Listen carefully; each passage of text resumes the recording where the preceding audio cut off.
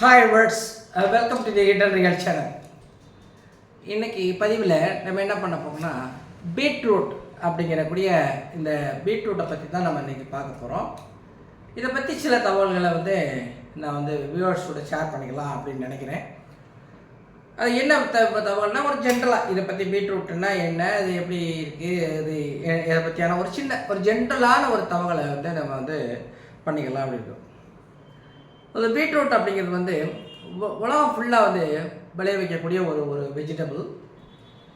இது இன்னைக்கு நிலவரத்துப்படி பார்த்தீங்கன்னு சொன்னீங்கன்னா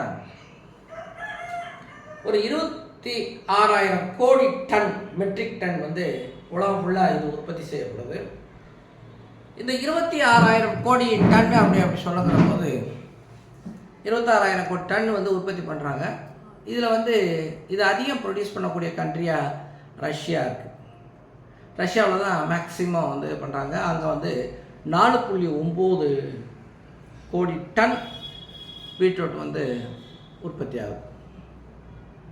அதாவது உலகத்தினுடைய அந்த சராசரியை பார்த்தீங்கன்னா ஒரு ஏக்கருக்கு 60.8, ஒரு ஹெக்டேருக்கு 60.61 வச்சுக்கிறோமே, 61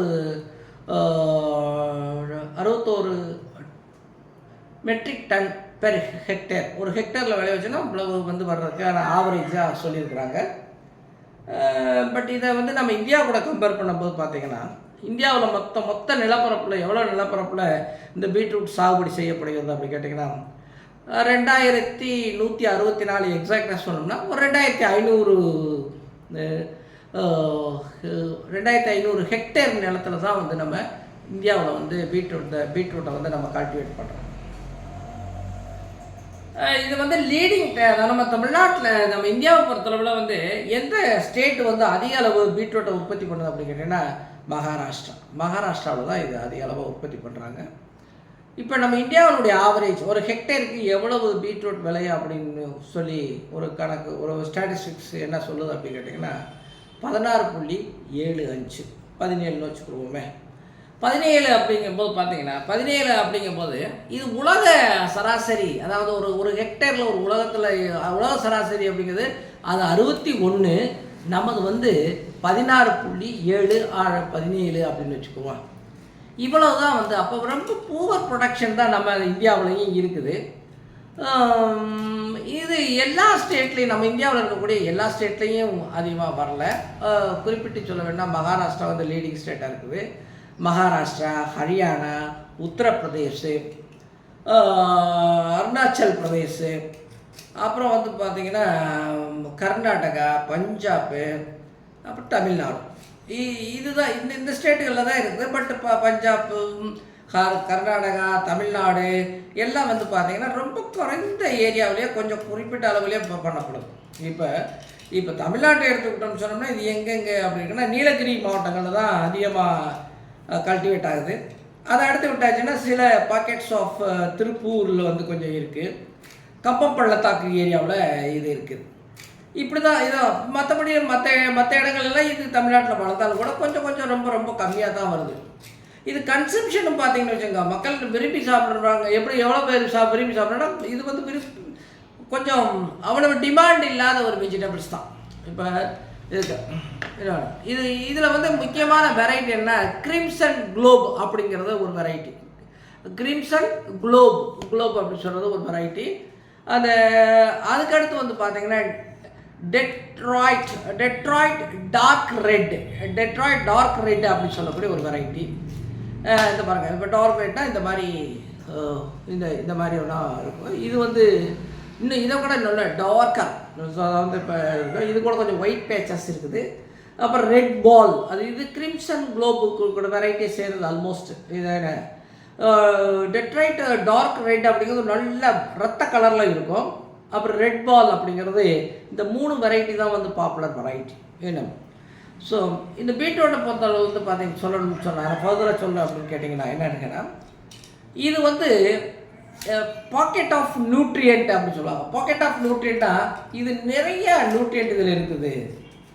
விட்டமின்ஸ், மினரல்ஸ் அப்படி சொல்லி பார்த்தீங்கன்னா இது ஒரு சிறந்த நியூட்ராசூட்டிக்கல் வெஜிடபிள். நியூட்ராசூட்டிக்கல் அப்படின்னா உணவே மருந்து அப்படின்னு சொல்லக்கூடிய வகையில் சொல்லணும்னா இந்த பீட்ரூட்டை வந்து தான் நம்ம சொல்லணும். பீட்ரூட் வந்து உணவே மருந்து என்று சொல்லக்கூடிய வகை. இந்த நிறைய மினரல் நியூட்ரியன்ட்ஸ் எல்லாமே இருக்குது. அதே சமயத்தில் இதுக்கு வந்து நோய் ஆற்றலை தரக்கூடிய இருக்கும், கேன்சரை குணப்படுத்தக்கூடிய ப்ராப்பர்ட்டி இருக்குதுன்னு சொல்கிறாங்க. அப்புறம் வந்து ஹார்ட் டிசீஸுக்கு வந்து அந்த அந்த பிரச்சனைகளை தீர்க்கக்கூடிய அந்த தன்மை இருக்குன்னு சொல்கிறாங்க.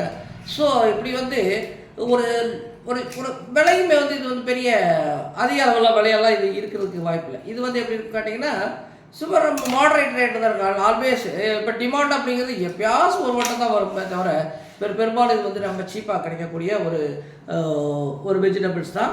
என்ன சீப்பாக கிடைக்கக்கூடிய வெஜிடபிள்ஸ் தான் இது வந்து. அப்போ இது வந்து ஈஸியாக அஃபோர்டபுள் தான். இது நம்மளுக்கு வந்து ஈஸியாக கிடைக்கக்கூடிய ஒரு வெஜிடபிள் தான்.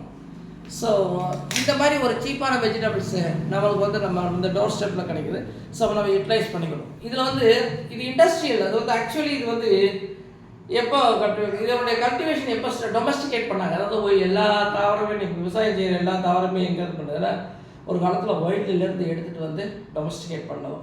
அந்த வகையில் இந்த பீட்ரூட்டும் வந்து டொமஸ்டிகேட் பண்ணது எப்போ பண்ணாங்கன்னா இப்போ ரோமன் எம்பரர் ரொமானிய பேரரசுன்னு சொல்லுவோம் இல்லையா, அந்த காலத்தில் ஆன்சியன்ட் ரோமன்ஸ் கிரீக்ஸ் அப்படின்னு சொல்லக்கூடிய அவங்க தான் இதை வந்து கல்டிவேட் பண்ணியிருக்கிறாங்க. இதை பொதுவான வந்து கிழங்குக்காக கல்டிவேட் பண்ணலை. அவங்க பண்ணது வந்து அந்த கீரைக்காக பண்ணாங்க. அதாவது பீட்ரூட் கீரை இன்றைக்குமே பீட்ரூட் கீரைகள் சாப்பிடக்கூடிய ஒரு பழக்கங்கள்லாம் இருக்குது. நம்ம தென் தமிழகத்தில் அது இல்லை. பட் நார்த் சைடெல்லாம் போகும்போது அதை வந்து கீரையாக பயன்படுத்திக்கிறாங்க. இங்கே வந்து நம்ம மாட்டு தீவனம் பண்ணுறோம். மாடுகளும் இதை விரும்பி சாப்பிட அந்த இப்போ எரும மாடு தான் நம்ம சாப்பிடும். எரும மாடு சாப்பிட்டாலும் அது கழிசல் நோய். அப்படி கழிசல்னா கழிசலை கடற்கடல வயிற்றோட்டம் மாதிரி போக ஆரம்பிச்சிடும். அதனால வந்து யாரும் வந்து அதுக்கு ஃபீட் பண்ணுறது இல்லை. ஏன்னா இப்போ எருமை மாடுகளுக்கு தான் அதை ஃபீட் பண்ணுறது. ஒரு காலத்தில் எருமை மாடு ஃபீட் பண்ணாங்க. அப்புறம் வந்து இந்த பண்டிகைகளுக்கு வந்து உணவாக போட்டாங்க. நிறைய எக்ஸஸாக கல்டிவேஷன் ஆகிற காலத்துக்குள்ள பீட்ரூட் வந்து இந்த பிக்ஸ்க்கு வந்து ஃபுட்டு போட்டாங்க. அது அந்த அந்த அந்த இது மூலம் வழக்கமாக நடைமுறையில் இருக்குது. ஸோ இப்போ இண்டஸ்ட்ரியலாக இதை என்ன பண்ணுறாங்க அப்படின்னு சொன்னால் இதில் வந்து பீட்டானைன் அப்படிங்கக்கூடிய இருக்குது. இந்த பீட்டானைன்னா வேற ஒன்றும் கிடையாது. இதில் இருக்கக்கூடிய பீட்ரூட்டில் இருக்கக்கூடிய கலர் தான். நம்ம கட் பண்ணிவிட்டு இதை அப்படி தொட்டு பார்த்தோன்னு வச்சுக்கோங்களேன், அந்த ரெட் கலர் தான் இருக்கலாம். இதுதான் பீட்டானைன். இந்த பீட்டானைன் வந்து ஃபுட் கலரண்ட்டாக யூஸ் பண்ணுறோம்.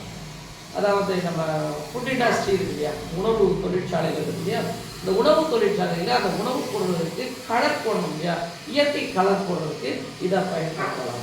அதே மாதிரி வந்து இதில் இந்த ரெட் ஒயினும் தயார் பண்ணணும். ஒயின் தயார் பண்ணுறதுக்கும் இது பயன்படும்.